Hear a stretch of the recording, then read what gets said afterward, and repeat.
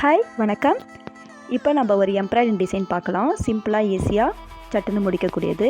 இப்போ நான் அதுக்கு ஒரு இந்த மாதிரி ஒரு ஃப்ளவர் வந்து நான் வரைஞ்சிக்கிறேன். அது மேலே இப்படி ஆரஞ்சு கலரில் செயின் ஸ்டிச் போட்டு நான் போடுற மாதிரியே ஸ்டிச் பண்ணிக்கணும்.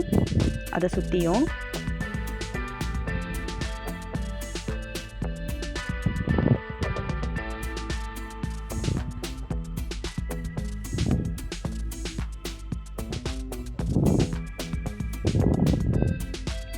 நெக்ஸ்ட்டு இது வேறு ஒரு ஸ்டிச்சு. இது பார்த்திங்கன்னா இப்படி பெரிய ஊசியாக எடுத்துக்கிட்டு அதில் நம்ம பாதி ஊசி வெளியில் தெரிகிற மாதிரி வச்சுட்டு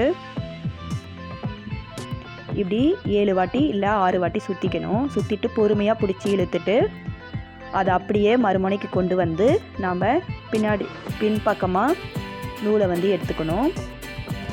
இதே மாதிரி எல்லா இடத்துலையும் போட்டுக்கணும். நான் எப்படி போடுறேன்றதை கவனமாக பார்த்து நீங்களும் போடுங்க. பாருங்கள், இப்போ ஒரு ஃப்ளவர் ரெடி ஆகிடுச்சு. இப்போ நான் வந்து நடுவில் ஒரு ஒயிட் பீடு ஒன்று வச்சுக்கிறேன். பின்னாடி திருப்பி இதை மாதிரி நாட் போட்டுக்கணும். ஸோ ஒரு ஃப்ளவர் ரெடி ஆகிடுச்சு.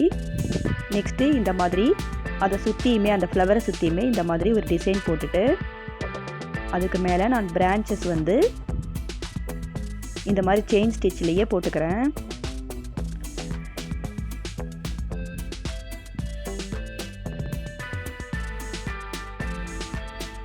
கரெக்டாக அந்த வளைவுக்கு ஏற்ற மாதிரியே நாம் ஸ்டிச் போட்டுகிட்டே வரணும்.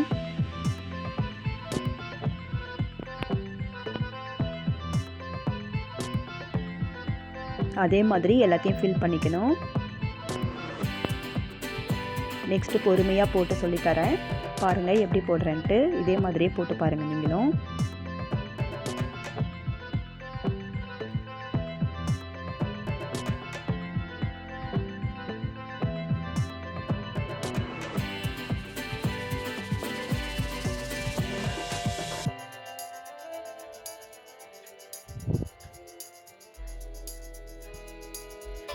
இந்த டிசைன் நம்ம ட்ரெஸ்லலாம் போடலாம். ரொம்ப அழகாக இருக்கும்.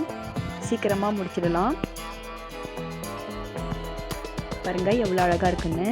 இப்போ லீஃப் போட போகிறேன். அதுக்கு நான் லைட் க்ரீன் எடுத்துக்கிறேன்.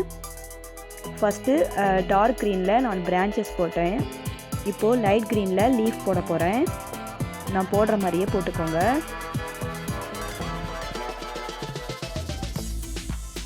ரொம்ப சிம்பிள் தான், இதெல்லாம் ஈஸி.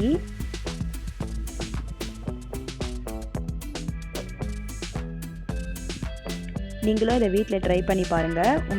நம்ம ட்ரெஸ்ஸில் நாம் இந்த மாதிரி டிசைன் போட்டு நம்ம ட்ரெஸ்ஸை அழகுபடுத்திக்கலாம்.